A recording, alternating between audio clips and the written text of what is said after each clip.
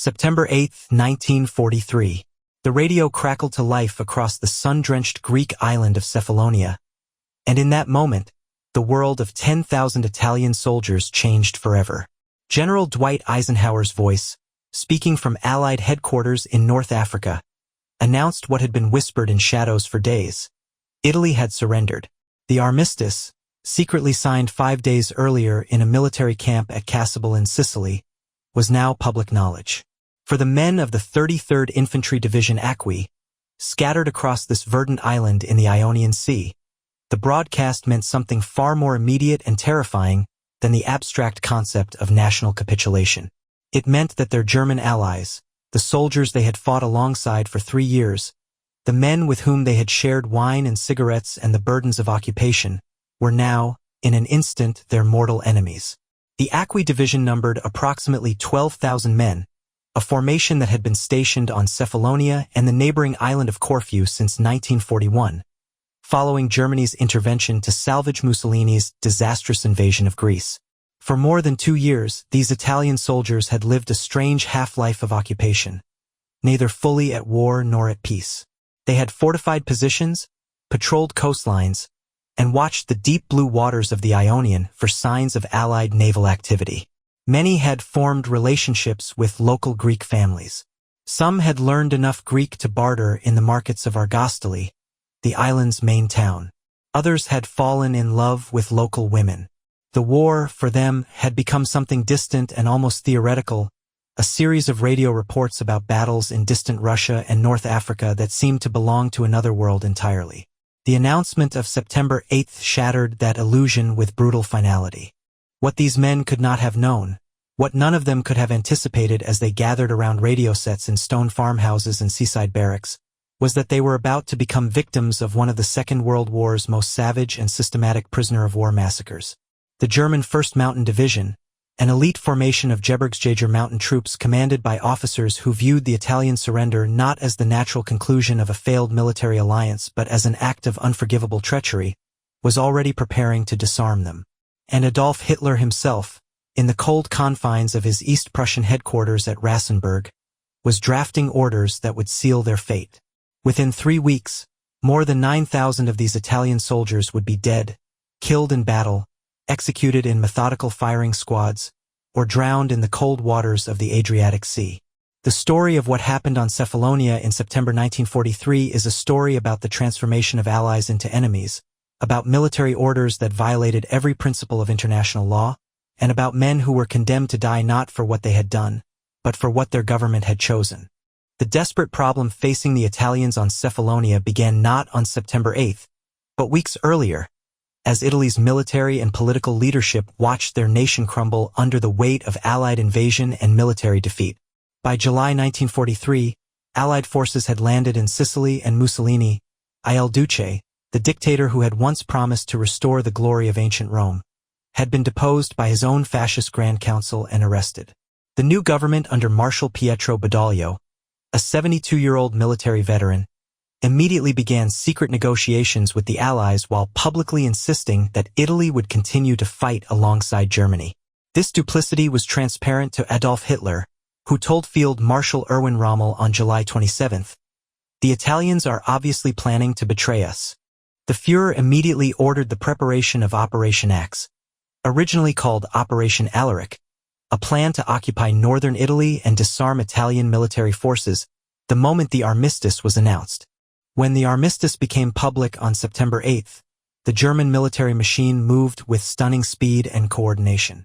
German divisions that had been quietly infiltrating northern Italy since late July immediately seized control of strategic points, railway junctions, communication centers, armories, and government buildings. In Rome, King Victor Emmanuel III and the Badoglio government fled south toward Allied-controlled territory, leaving the capital virtually undefended. German troops attacked the city, overcame disorganized Italian resistance, and established occupation. In Yugoslavia, Albania, southern France, and the Greek islands, German forces turned on their Italian counterparts with orders that were as simple as they were brutal. Disarm them, detain them, and treat any resistance as treason punishable by death. Within days, Approximately 600,000 to 700,000 Italian soldiers had been captured across occupied Europe. Most would be transported to Germany and held in camps as Italian military internees, a designation invented specifically to deny them the protections guaranteed to prisoners of war under the Geneva Convention.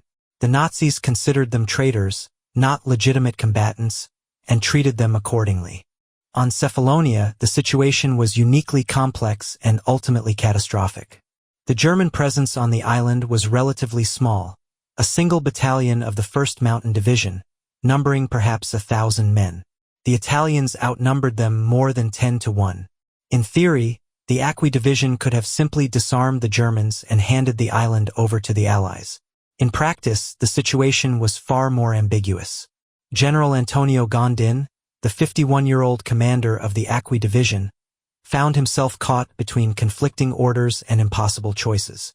On September 9th, the day after the armistice announcement, he received orders from the German command demanding that his division surrender its weapons and accept German authority. Simultaneously, he received communications from the Italian High Command, the remnants of military authority that still existed in the chaos of September 1943, instructing him to view the Germans as hostile and resist any attempts at disarmament. Adding to the confusion, some elements of Mussolini's fascist government, which had been reconstituted in German-occupied northern Italy, sent messages calling on Italian soldiers to remain loyal to the Axis and continue fighting alongside Germany. Gondin was not a man naturally suited to the role history had thrust upon him. He was a career officer who had risen through Italy's military bureaucracy by following orders and avoiding political controversy. He was competent, cautious, and methodical, qualities that served well in peacetime administration, but were paralyzing in the rapidly evolving crisis of September 1943. For 4 agonizing days, he hesitated, seeking clarification, attempting to negotiate with the German commander, and polling his officers on what course of action they should take. Some of his subordinates urged immediate action against the Germans. Others counseled caution and compliance. The enlisted men of the Acqui division, when informally consulted, overwhelmingly favored resisting German disarmament attempts. They had heard rumors, accurate rumors as it turned out, of German reprisals against Italian units that had surrendered peacefully elsewhere. They did not trust German promises of safe passage and proper treatment as prisoners of war. On September 11th, the Italian High Command sent explicit orders to Gondin stating that the Germans should be viewed as hostile and that any German attempts at disarmament should be met with force. But Gondin still wavered, perhaps hoping that some diplomatic solution might materialize, perhaps simply paralyzed by the magnitude of the decision before him. On September 12th, the German battalion commander, Lieutenant Colonel Hans Barge, issued an ultimatum. The Italians must surrender their weapons immediately or face military action. Gondin requested more time. Barge, under pressure from his own superiors, agreed to a brief extension but made clear that German patience was exhausted. The next day, September 13th, an incident occurred that made further negotiation impossible. A small German patrol approached an Italian position near the island's airfield, and shooting broke out. Accounts differ on who fired first. Italian sources claim the Germans opened fire without provocation. German reports suggest Italian sentries fired on the patrol. 5 German soldiers were killed. Barge immediately transmitted a report to German headquarters stating that the Italians had attacked his forces. General Gondin, faced with the reality that armed conflict had begun whether he willed it or not, finally made his decision. The Acqui division would resist. The battle for Cephalonia began in earnest on the morning of September 15, 1943, and what followed was not the quick German victory that Operation Achse had achieved elsewhere, but a 10-day struggle that surprised and enraged German commanders. The Italians, despite their reputation for poor military performance in earlier campaigns, fought with desperate determination. They knew, at some level, that surrender meant death or deportation to German labor camps, and many chose to fight for the slim possibility of Allied rescue rather than submit to certain captivity. The German 1st Mountain Division rushed reinforcements to the island, including artillery batteries and aircraft from the Luftwaffe. On September 15th, German Stuka dive bombers began striking Italian positions, targeting command posts, ammunition depots, and troop concentrations. The sound of screaming engines and exploding bombs echoed across the island's valleys and hillsides. Italian anti-aircraft gunners fired back, managing to down several German aircraft, but the Luftwaffe's superiority was overwhelming. The Italian defensive positions were well prepared. The Acqui division had spent more than 2 years fortifying the island against a potential Allied invasion, but they were designed to repel attacks from the sea, not from German forces attacking from positions the Italians had previously helped defend. The combat was fierce and often fought at close quarters in the island's rugged terrain. German mountain troops, trained for alpine warfare and experienced from campaigns in Yugoslavia and the Eastern Front, pressed attacks against Italian strongpoints, while Italian infantry, many of them conscripts from southern Italy who had never expected to die on a Greek island, held their ground with unexpected tenacity. For 8 days the battle raged, and for 8 days the Italians held, inflicting casualties on the Germans and denying them control of the island. But Italian ammunition stocks were finite, and no resupply was possible. The Italian Navy, in the chaos following the armistice, had fled to Allied-controlled ports in southern Italy. No Allied ships came to evacuate the Acqui division. No Allied aircraft dropped supplies. The men of the division were alone. By September 22nd, the situation had become hopeless. Italian ammunition was nearly exhausted. Artillery batteries had expended their shells. Rifle magazines were down to their last rounds. Medical supplies were depleted, and the division's field hospitals were overwhelmed with wounded. General Gondin, recognizing that further resistance would only result in the complete annihilation of his command, ordered his forces to cease fire and surrender. White flags appeared over Italian positions. Officers emerged from bunkers and trenches, their hands raised, calling out in German for a ceasefire. The Germans, who had lost several hundred men in the fighting and whose own commanders were furious at the Italian resistance, accepted the surrender. But this was not to be a surrender governed by the rules of war. In East Prussia, Adolf Hitler had been receiving daily reports on the situation on Cephalonia, and his rage at Italian treachery had reached a murderous crescendo. On September 18th, for days before the Italians surrendered, Hitler issued a direct order to German forces in Greece. All Italian officers who resisted German disarmament attempts were to be executed for treason. The Acqui division had not merely resisted, they had fought a pitched battle, killed German soldiers, and defied the Wehrmacht for more than a week. In Hitler's view, they were not prisoners of war entitled to protection under international law. They were traitors and mutineers who deserved nothing less than death. The German High Command, implementing Hitler's directive, issued its own order on September 18th, stating explicitly, "Because of the perfidious and treacherous behavior of the Italians on Cephalonia, no prisoners are to be taken." This was not a vague suggestion or a guideline to be interpreted by field commanders. It was a direct order for mass murder, issued through official military channels, documented in war diaries and transmitted via military telegraph. General Hubert Lanz, commanding the XXII Mountain Corps to which the 1st Mountain Division belonged, received the order and was reportedly deeply troubled by it.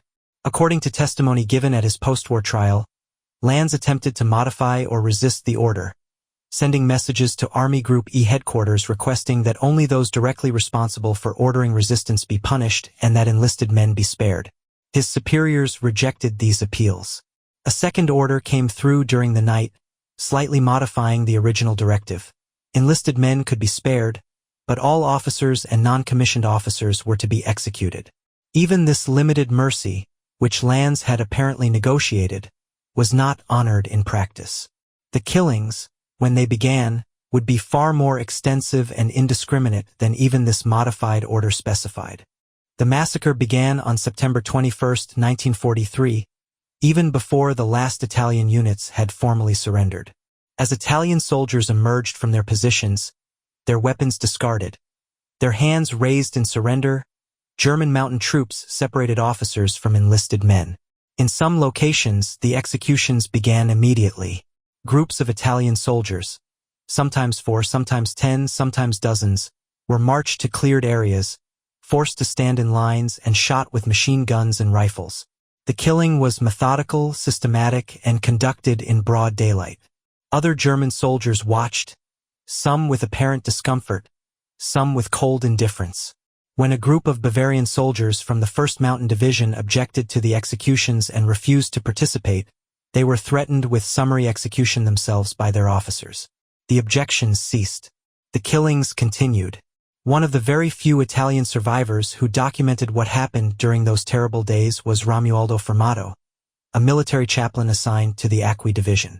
Fermato was 34 years old, a Catholic priest who had been drafted into military service and had spent the war tending to the spiritual needs of soldiers far from home. He survived the massacre through a combination of luck, quick thinking, and the intervention of a sympathetic German officer, and in the aftermath he wrote detailed accounts of what he witnessed. His testimony provides a window into the horror of those September days. Fermato wrote that during the executions, Italian officers started to cry, pray, and sing. Many were shouting the names of their mothers, wives, and children. He described scenes of men facing death with the raw terror of those who know escape is impossible. According to Fermato's account, 3 officers hugged and stated that they were comrades while alive and now in death they would go together to paradise, while others were digging through the grass as if trying to escape. The methods of killing evolved as the massacre progressed. Initially, Germans used machine guns, mowing down groups of Italian prisoners where they stood. But machine guns required ammunition, and ammunition was a finite resource. The pace of killing accelerated. After the first wave of executions, German troops marched surviving prisoners to the town hall in San Teodoro, a small coastal village on the island's eastern shore. There, the murders became more systematic. Italian officers were brought out in groups of 8, lined up against walls or in open spaces, and executed by firing squads. The shootings continued for hours, then days. The bodies were initially buried in mass graves hastily dug near the execution sites. But as the number of corpses mounted, dozens became hundreds, hundreds became thousands. The burial efforts became perfunctory. Bodies were piled in ditches, covered with thin layers of earth, or simply left where they fell. The smell of death hung over the island, mixing with the scent of wild herbs and olive groves. Chaplain Fermato recalled one particularly cruel deception practiced by German soldiers during the massacre. In one place, Fermato recalled, the Germans went around loudly offering medical help to those wounded. When about 20 men crawled forward, a machine gun salvo finished them off. The wounded Italians, desperate for aid and perhaps clinging to the hope that the Germans would honor some vestige of military decency, had revealed themselves only to be murdered. Fermato witnessed Italian officers giving him their personal belongings, photographs of wives and children, letters, wedding rings, identification documents, and begging him to somehow get these items to their families back in Italy. The Germans confiscated these possessions, and Fermato later wrote that he could no longer account for the exact number of officers killed because the chaos and terror of those days made accurate record-keeping impossible. He estimated that thousands died in the executions he witnessed and heard about from other survivors, though the exact figure would only be determined after the war when investigators attempted to reconstruct the massacre from scattered testimony and German military records. On September 24, 1943, the killing reached its highest level of official sanction. General Antonio Gondin and 137 of his senior officers were subjected to what the Germans termed a summary court-martial. This was not a legal proceeding in any meaningful sense. No defense was permitted, no evidence was heard, and the verdict was predetermined. The court-martial lasted less than an hour. All 138 officers were sentenced to death for treason and mutiny. They were executed by firing squad that same day. Gondin, who had agonized for days over the decision to resist German disarmament, who had sought diplomatic solutions and hesitated to order his men into a battle he knew they could not win, was shot alongside his staff. Their bodies were taken by boat and dumped into the sea, weighted with chains to prevent them from washing ashore. The Germans wanted no graves, no memorials, no physical evidence of what they had done. General Luigi Gherzi, the division's infantry commander, had been executed 2 days earlier, on September 22nd, immediately after his capture while the fighting was still ongoing. The Germans made no distinction between those who had ordered resistance and those who had merely followed orders. All were condemned as traitors and all were murdered, By September 26, the killing had finally subsided. The official casualty figures, reconstructed from post-war investigations, German military records, and survivor testimony, documented the scale of the atrocity. 1,315 Italian soldiers had been killed in the fighting between September 13 and September 22. These were men who died in combat, victims of bullets and bombs and artillery fire. An additional 5,155 Italian soldiers were executed between September 21 and September 26. These were men murdered after they had surrendered, after they had laid down their weapons, after all combat had ceased. The total number of dead from the battle and the massacre combined exceeded 6,500. But the killing was not yet complete. Approximately 3,000 Italian soldiers, mostly enlisted men, had survived the executions and were being transported by sea from Cephalonia to prison camps on the Greek mainland and eventually to Germany. They were crammed into the holds of ships commandeered by the German military, vessels never designed to transport large numbers of prisoners and ill-suited for the journey across waters that Allied aircraft and submarines now patrolled. On September 28, 1943, one of these ships, the SS Ardina, departed from the port of Argostoli carrying approximately 840 Italian prisoners. The Ardina had a long history, originally built in 1915 as HMS Peony, a British Royal Navy sloop-class minesweeper. The vessel had been sold to civilian shipping companies after the First World War and had operated passenger routes between England and France before being acquired by a Greek shipping company in 1934. When Germany invaded Greece in 1941, the Ardina had been sunk by Luftwaffe bombing in Piraeus Harbor, but was later raised and pressed into service by the German Navy. Now, in September 1943, it was being used to transport Italian prisoners who had survived the massacre. The Italians were packed into the ship's holds with minimal food, water, or ventilation. German guards stood watch on deck, machine guns at the ready, ensuring that no prisoner attempted to escape or revolt. As the Ardina exited the Bay of Argostoli and turned north toward the Greek mainland, it struck a naval mine, almost certainly one that had been laid earlier by Italian forces as part of the island's defensive measures. The explosion tore through the ship's hull, and the vessel began to sink rapidly. Italian prisoners trapped in the holds below deck screamed and pounded on the locked hatches, but German guards, concerned first with their own survival, made no effort to unlock the doors or assist the prisoners. Some Italians managed to break through and reach the deck, diving into the cold water as the ship tilted and went down. Others were trapped below and drowned as seawater flooded the compartments. Local Greek witnesses on shore, watching the disaster unfold, later described seeing men struggling in the water, some clinging to debris, others simply floating face down as the current carried them away. Of the 840 Italian prisoners aboard the Ardina, approximately 544 to 770 drowned. Sources vary on the exact figure, but all agree that the majority of those aboard perished. The few dozen who survived were later placed on another ship, and some would die in subsequent sinkings as Allied submarines and aircraft attacked German vessels in the Adriatic. One survivor, Giovanni Berganza, later recounted being in the water for 10 to 12 hours, watching groups of Italian soldiers trying to help one another stay afloat until, one by one, they disappeared beneath the waves. The total death toll from the Cephalonia Massacre, including those killed in battle, executed after surrender, and drowned in the sinkings, exceeded 9,000 men. The monument erected outside Argostoli in 1978 lists the casualties with stark precision. 65 officers and 1,250 soldiers died in battle. 155 officers and 5,000 soldiers were executed. 3,000 soldiers went missing at sea, almost certainly drowned. The inscription concludes with the simple phrase, "Italy honors its victims." But for decades after the war, Italy struggled to fully acknowledge what had happened on Cephalonia. The massacre did not fit comfortably into post-war narratives about Italian military honor or the myth of the good Italian, who had been led astray by Mussolini's fascism. The men of the Acqui division had, after all, spent years as occupation forces in Greece, enforcing Axis control over a conquered population. Their victimhood, however real and however horrific the manner of their deaths, was complicated by their earlier complicity in occupation. It was not until decades later that Italian historians, journalists, and survivors began systematically documenting what had happened and demanding recognition of the massacre as a war crime.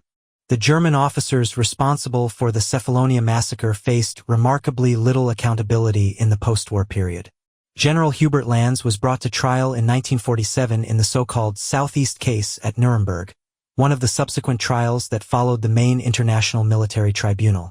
The Cephalonia Massacre was a central charge against him, but Lanz's defense team mounted an aggressive and ultimately successful campaign to cast doubt on the extent of his involvement. They argued that Lanz had resisted Hitler's execution orders, that he had sought to limit the killings to only those directly responsible for ordering Italian resistance, and that the reported death toll of 5,000 executed Italian soldiers was greatly exaggerated, a fiction created by subordinate officers who had falsely reported mass executions in order to deceive higher command about their failure to follow Hitler's orders. Lanz claimed that the report to Army Group E documenting the execution of 5,000 soldiers had been a deliberate ruse, intended to satisfy Hitler's bloodlust while actually sparing most of the Italians. The Italian government, preoccupied with reconstruction and the political complexities of post-war coalition governments that included former fascists, former partisans, and Christian Democrats all attempting to coexist, did not send prosecutors or evidence to Nuremberg to rebut Lanz's testimony. Greek authorities, similarly overwhelmed by post-war chaos and civil war, provided limited assistance. The American Military Tribunal, lacking strong evidence to contradict Lanz's claims and influenced by the Cold War context that made former Wehrmacht officers potential allies against Soviet expansion, ultimately accepted significant portions of his defense. Lanz was convicted of war crimes, but his sentence, 12 years imprisonment, was considered remarkably lenient compared to sentences handed down to other German commanders for similar atrocities in the Balkans. His sentence was further reduced on appeal, and he was released in February 1951, having served less than 4 years. He returned to West Germany, joined the Free Democratic Party, served as an advisor on military affairs, and lived comfortably until his death in 1982 at age 86. To date, he remains the only person ever imprisoned for the atrocities committed on Cephalonia and the other Ionian Islands during September 1943. The officers and enlisted men of the 1st Mountain Division who carried out the executions were never prosecuted. The 1st Mountain Division itself, though documented as responsible for numerous war crimes across multiple theaters of the Second World War, largely escaped systematic investigation or punishment. The division had committed atrocities during the invasion of Poland in September 1939, including the execution of civilians and prisoners of war. It had murdered hundreds of prisoners during anti-partisan operations in Yugoslavia in 1943, with after-action reports casually noting that of 498 prisoners taken, 411 were shot. It had massacred entire villages in Albania and Greece, killing men, women, and children in reprisal operations that violated every principle of international law. The Cephalonia Massacre was the division's largest single atrocity, but it was part of a pattern of brutality that characterized the unit's conduct throughout the war. And yet, because the division fought primarily in the Balkans and Italy rather than on the Eastern Front, and because its war crimes were committed against Italians, Greeks, Albanians, and Yugoslavs rather than against British or American forces, it received relatively little attention during the post-war trials. Many of its officers and men simply returned to civilian life in Germany and Austria, their crimes unpunished and often unacknowledged. For the survivors of the Acqui division, those few dozen men who escaped the executions through luck, courage, or the intervention of sympathetic German soldiers, the years after the war were often difficult and lonely.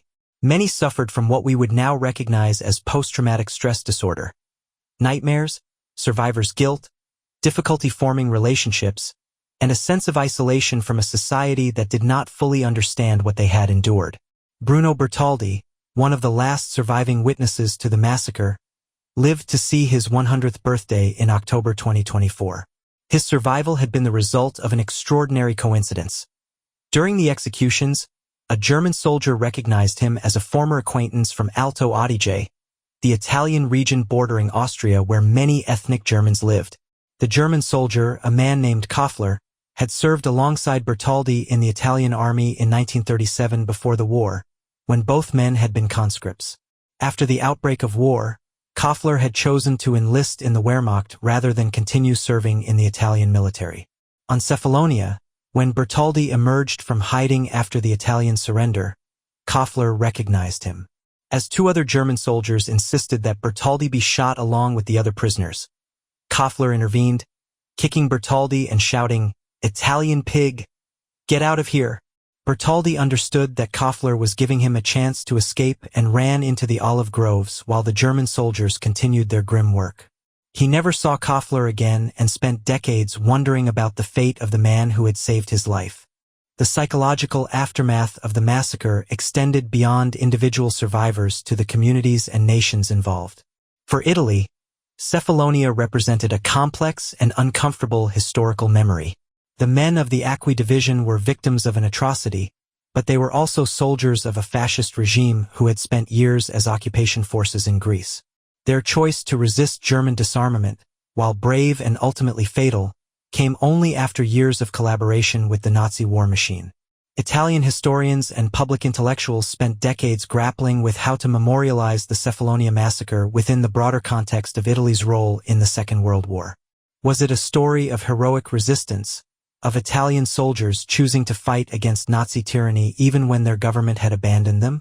Or was it a story of tragic irony, of men who had enforced fascist occupation being abandoned by that same regime and murdered by their former allies? The answer, inevitably, was both, and the complexity of that dual identity made Cephalonia an uncomfortable memory for a nation trying to rebuild its self-image after the catastrophic failures of the fascist era. For Greece, the memory of Cephalonia was similarly complex. Greek civilians on the island had witnessed the battle and the massacre, had seen the bodies piling up, had heard the gunfire echoing across the valleys for days. Some had tried to help Italian survivors, hiding them in homes and providing food and clothing despite the risk of German reprisal. But the Greeks had also endured 3 years of Italian occupation, during which Italian military authorities had enforced control over the island, requisitioned food and supplies, and treated the local population with the casual disdain of occupiers toward the occupied.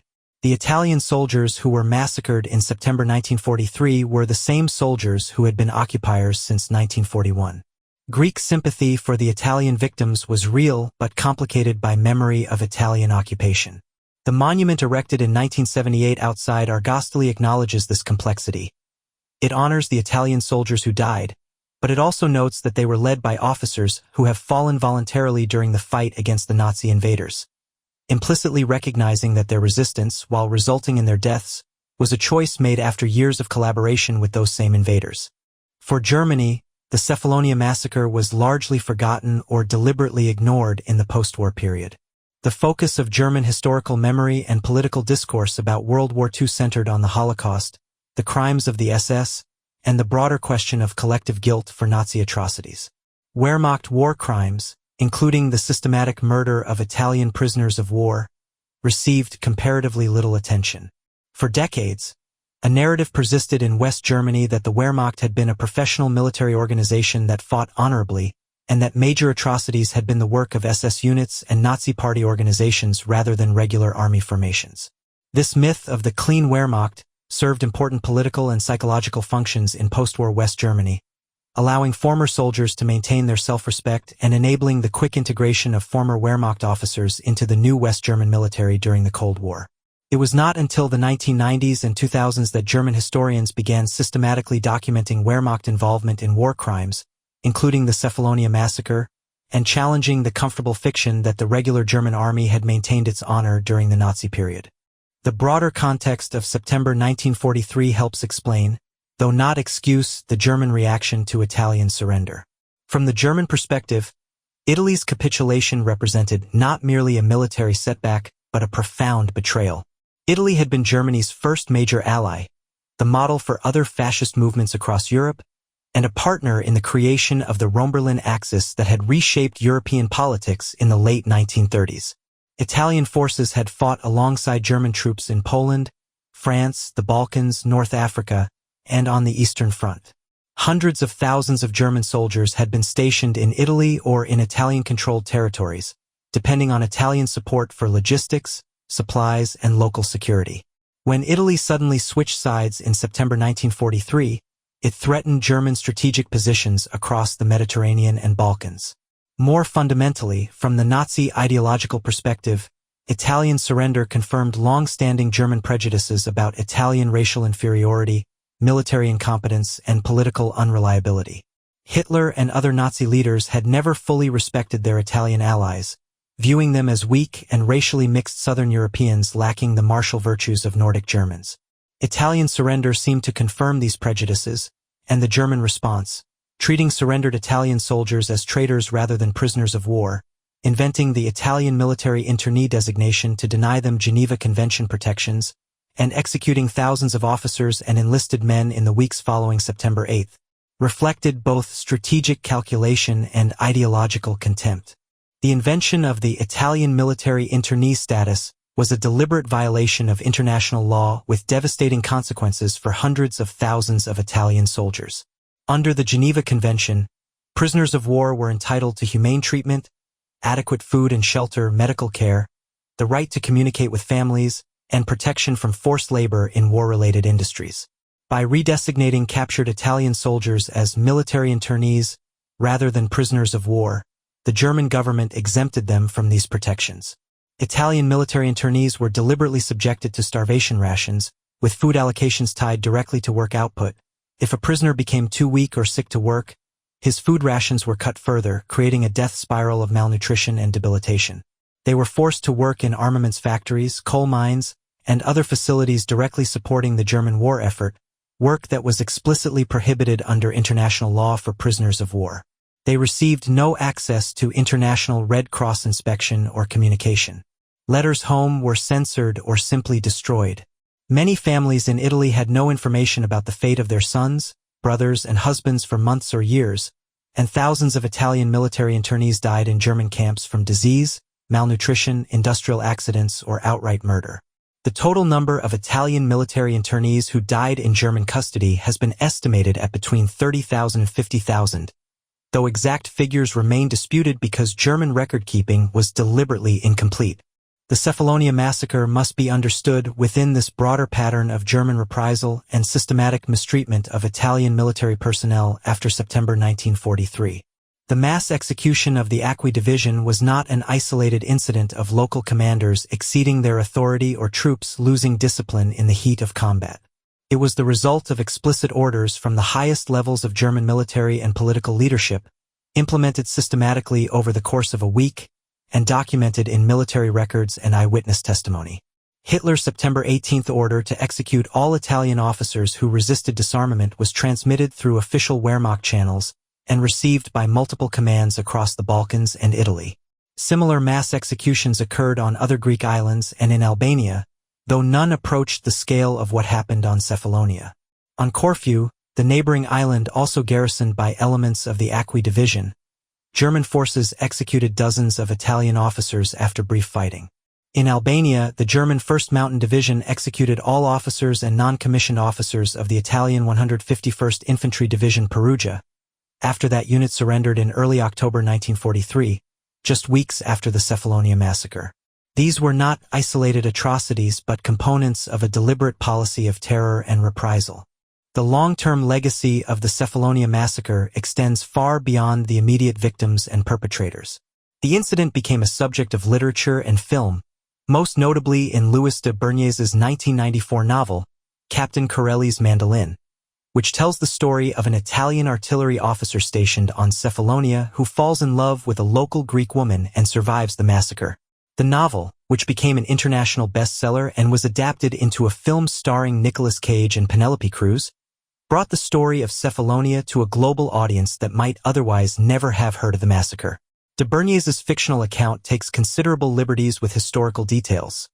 His protagonist, Captain Antonio Corelli, survives through a combination of luck and Greek assistance that would have been nearly impossible given the thoroughness of the German executions. But the novel's emotional core, its depiction of the transformation of allies into enemies and the brutality of the September 1943 killings, captures something essential about the tragedy. Critics noted that the novel sometimes romanticized the Italian occupation and glossed over the harsher realities of Italian military rule in Greece, but it nevertheless succeeded in memorializing an atrocity that had been largely forgotten outside Italy and Greece. The massacre also became a focal point for scholarship on Wehrmacht war crimes and the nature of German military culture during the Second World War. Historian Hermann Frank Meyer's book, Blood-Stained Edelweiss. The 1st Mountain Division in the Second World War provides a detailed account of the division's war crimes, including Cephalonia, based on extensive research in German military archives. Meyer's work challenges the post-war myth of the Wehrmacht as a professional organization that maintained its honor even under Nazi rule, demonstrating that regular army units, including elite formations like the 1st Mountain Division, participated extensively in atrocities against civilians and prisoners of war. Other scholars have used Cephalonia as a case study in the dynamics of military obedience and resistance, examining why German soldiers carried out manifestly illegal orders to execute prisoners and why the few soldiers who objected were quickly silenced through threats of punishment.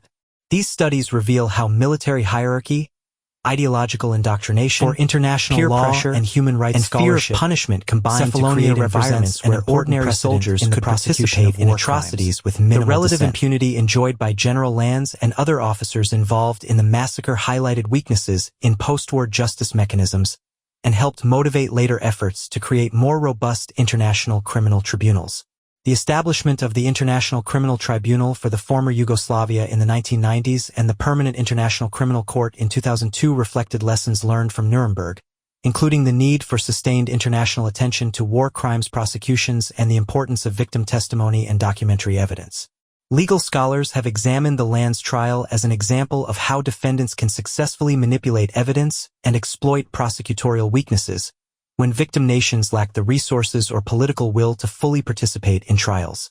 The fact that Italy did not send prosecutors or evidence to Nuremberg for Lanz's trial, and that he was able to claim the massacre never happened despite extensive documentary and witness evidence, demonstrated the vulnerability of justice proceedings to determine defense strategies and insufficient international cooperation. The monument outside Argostoli, erected 35 years after the massacre, stands as a physical reminder of what happened on Cephalonia in September 1943. The White Cross, visible from the main road leading into the island's capital, bears inscriptions in both Greek and Italian honoring the dead. Every year on the anniversary of the massacre, Italian and Greek officials gather at the monument for a memorial ceremony. Italian military attaches, local Greek authorities, and the few surviving family members of victims lay wreaths and observe moments of silence. In recent years, as the last survivors of the massacre have died, these ceremonies have taken on additional significance as acts of collective memory that must persist even when individual memory fades. The ceremony has become a site of reconciliation between Italy and Greece, two nations whose relationship during the Second World War was complicated by Italian invasion and occupation followed by common victimization at German hands. The monument and the annual ceremony represent an acknowledgement that historical memory can be both painful and necessary, that honoring victims does not require forgetting their complicity in other crimes, and that reconciliation requires sustained commitment across generations. The SS Ardina wreck, resting in 29 meters of water outside Argostoli harbor, has become an unofficial underwater memorial. The vessel's remains, which were partially salvaged in the years immediately after the war when local salvage operators removed the most accessible metal, still rest on the seabed with scattered debris and personal items visible around the wreck site. Divers visiting the site with appropriate permission and respect report seeing boots, shaving razors, tin plates, and occasionally human remains still present among the wreckage.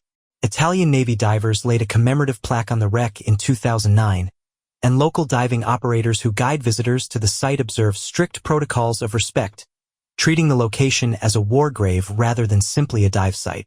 Every year on September 28th, the anniversary of the sinking, a ceremony is held on the shore above the wreck site, with participants dropping flowers into the water in memory of the Italian prisoners who drowned. The fate of the few dozen Italian soldiers who survived the sinking of the Ardina provides a coda to the Cephalonia tragedy. Those survivors were placed on another vessel, the Marguerite, which was also sunk by Allied action, drowning additional Italian prisoners. Giovanni Berganza, who survived both sinkings, later recounted being in the water for hours, watching fellow prisoners disappear beneath the waves one by one, feeling certain that his own death was imminent until he was finally rescued. His testimony, recorded decades after the war, preserves the individual human experience behind the statistics, the terror of being trapped in a sinking ship, the physical exhaustion of staying afloat for hours, the psychological trauma of watching comrades drown while being unable to help. Another prisoner, Pascal Vito, was 20 years old on September 28, 1943. It was his birthday. He had survived the battle, survived the executions, and survived the initial sinking of the Ardina, only to drown when the Marguerite went down. His friend Francesco De Luca survived and later carried the burden of informing Pascal's family that he had died on his 20th birthday after the war was already effectively over for him, after he had surrendered and been captured and was simply being transported to a prison camp. These individual stories, preserved through survivor testimony and family memory, prevent the massacre from becoming merely a statistic, 9,000 dead, and insist on the particular tragedy of each individual death. The broader question of why the Cephalonia Massacre happened remains a subject of historical debate. Was it primarily the result of Hitler's personal rage at Italian betrayal, channeled through official military orders that subordinate commanders felt compelled to obey? Was it a strategic calculation by German military leadership that mass executions would deter other Italian units from resisting disarmament? Was it an expression of long-suppressed German contempt for Italian military capability and racial inferiority, finally given license by Italy's surrender?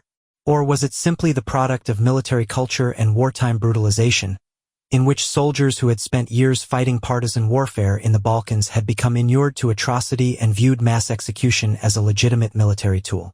The historical evidence suggests that all these factors played a role.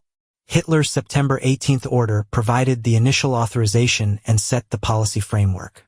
German military commanders, including Lanz and the officers of the 1st Mountain Division, implemented the policy with varying degrees of enthusiasm or reluctance but ultimately carried it out.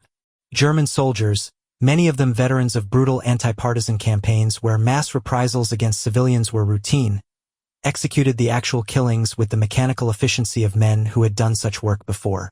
And underlying all of this was a Nazi ideological framework that viewed Italian soldiers as racial inferiors and traitors who forfeited any claim to humane treatment. The Cephalonia Massacre stands as one of the largest prisoner-of-war massacres of the Second World War, comparable in scale to the Soviet murder of Polish officers at Katyn in 1940. Both massacres involved the systematic execution of thousands of military prisoners by state authority, carried out over the course of days or weeks, and motivated by a combination of strategic calculation and ideological hatred.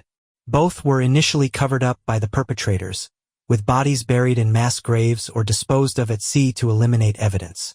Both were partially successful in avoiding accountability. The Soviet Union denied responsibility for Katyn until 1990, and Germany's post-war trials resulted in minimal punishment for Cephalonia perpetrators.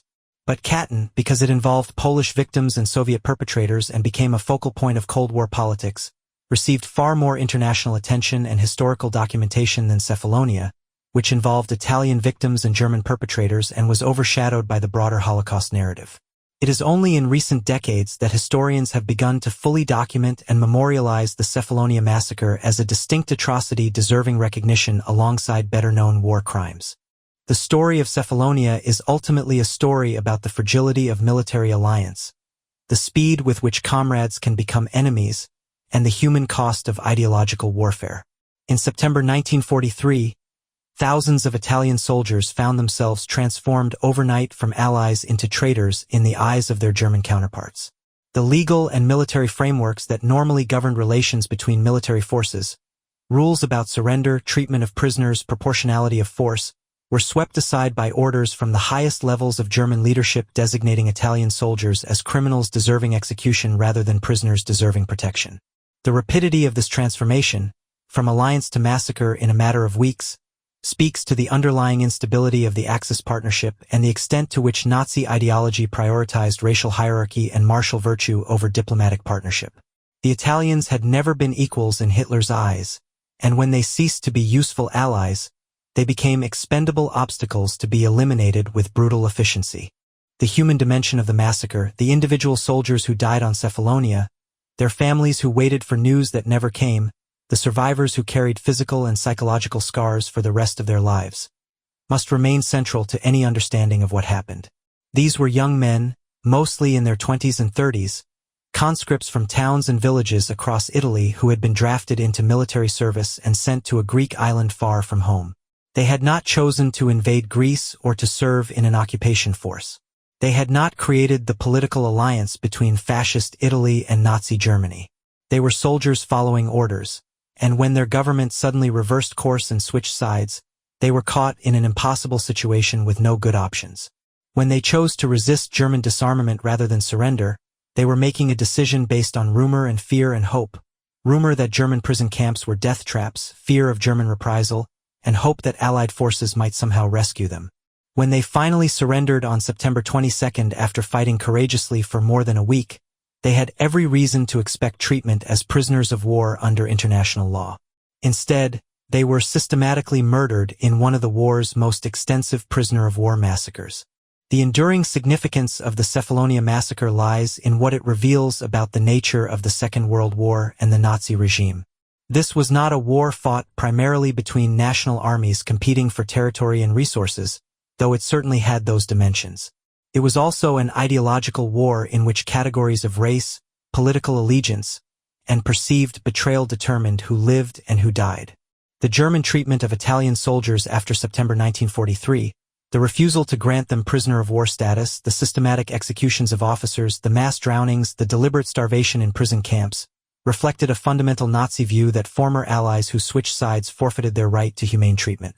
This same logic would be applied to German soldiers who attempted to surrender or desert in the final months of the war, to civilians in occupied territories suspected of partisan sympathies, and ultimately to entire populations deemed racially or politically undesirable. The Cephalonia Massacre was not an anomaly but an expression of core Nazi principles about hierarchy, loyalty, and the expendability of those who failed to measure up to ideological standards. For contemporary audiences, the Cephalonia Massacre carries lessons about the importance of international humanitarian law, the dangers of military cultures that prioritize obedience over moral responsibility, and the enduring need for accountability for war crimes. The fact that General Lanz served less than 4 years in prison for his role in the massacre, and that the vast majority of German soldiers and officers who participated in the executions faced no punishment whatsoever, represents a failure of post-war justice that helped motivate later efforts to create more robust international criminal justice mechanisms. The fact that the massacre remained relatively obscure for decades, known primarily to Italians and Greeks but largely forgotten in broader international historical consciousness, demonstrates how easily atrocities can be overlooked when they involve victims and perpetrators from nations that lack the political power or cultural prominence to demand global attention. The recent efforts to memorialize Cephalonia, through monuments, ceremonies, scholarship, literature, and film, represent a belated recognition that this massacre deserves to be remembered alongside better-known atrocities as part of the complete historical record of the Second World War. In the end, the Cephalonia Massacre remains a powerful reminder of war's capacity to transform human beings into instruments of atrocity and victims of ideological violence. The 10,000 Italian soldiers who died on that island in September 1943, shot in execution squads, drowned in sinking ships, or killed in desperate battle, were caught in forces far beyond their control or understanding. They were victims of their own government's duplicity, of Nazi Germany's ideological ruthlessness, of military cultures that valued obedience over humanity, and of a war that had long since abandoned any pretense of civilized conduct. Their story, preserved through survivor testimony, documentary evidence, and collective memory, stands as a testament to the human cost of ideological warfare and the enduring importance of bearing witness to historical atrocity.